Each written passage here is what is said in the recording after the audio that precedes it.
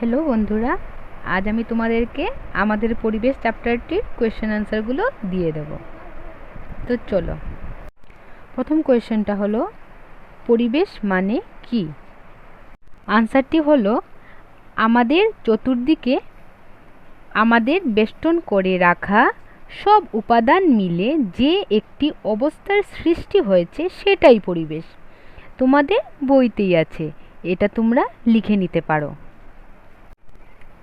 Second question হলো পরিবেশ কয় প্রকারের এবং কি কি উদাহরণসহ লেখো। দেখো, উত্তরটি হলো পরিবেশ দু ধরনের হয়, একটা প্রাকৃতিক পরিবেশ এবং মানবসৃষ্ট পরিবেশ।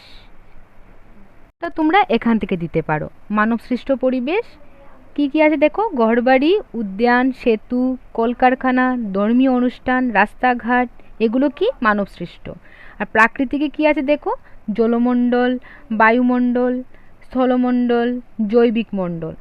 তোমাদের যেটা সুবিধে হয় সেটাই দিতে পারবে, ঠিক আছে।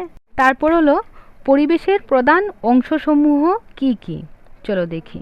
দেখো, পরিবেশের প্রধান অংশসমূহ হলো একটা হলো জৈবিক অংশ আর একটা অজৈবিক অংশ তোমাদের। তারপর হলো মানবসৃষ্ট পরিবেশ কিভাবে সৃষ্টি হয়। আচ্ছা, আনসার হলো মানুষের নিজের সুবিধা মতো গড়ে তোলা পরিবেশকে মানবসৃষ্ট পরিবেশ বলে। এটা লিখে নিলেই হবে। এখন সেকেন্ড হলো শুদ্ধ উত্তরটি চিহ্ন দাও।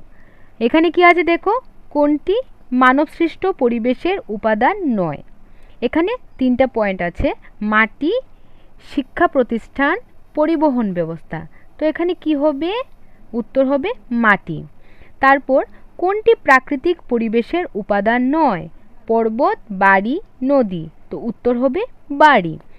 নিচের কোনগুলো পরিবেশের ক্ষতি করে।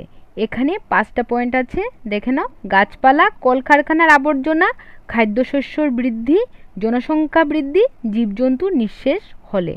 তো এখানে তিনটা আমাদের শুদ্ধ উত্তর, সেটা হলো কলকারখানার আবর্জনা, জনসংখ্যা বৃদ্ধি, জীবজন্তু নিঃশেষ হলে, ঠিক আছে। 3 নম্বর হলো বাঁদিকের সঙ্গে ডান দিকের অংশ রেখা টেনে মেলাও। আমাদের চারপাশ কি হবে, পরিবেশ। জলমণ্ডল জল, স্থলমণ্ডল মাটি, জীবমণ্ডল জীবজগৎ, বায়ুমণ্ডল বায়ু, ঠিক আছে। তো আজ এতটুকুই, বাই।